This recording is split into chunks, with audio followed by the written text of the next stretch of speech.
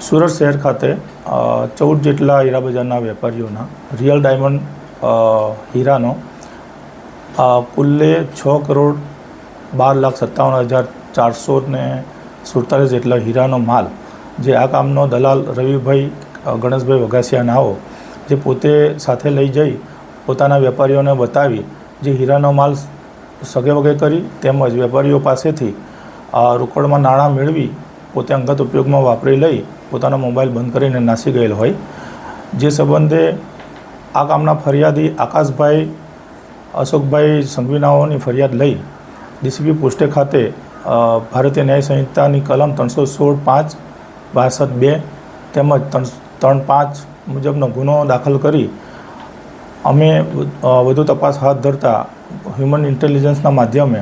અમદાવાદ ખાતેથી સરખેજ પોલીસ સ્ટેશનના પોલીસના માણસોની મદદથી આ કામનો આરોપીને અમે પકડી પાડેલ તેમજ અટક કરવાની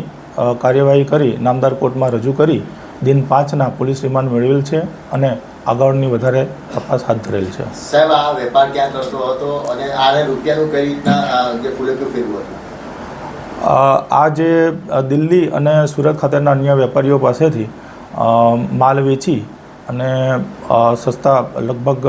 ઓછા ભાવે માલ વેચીને પોતે નાણાં મેળવી લીધો હતો.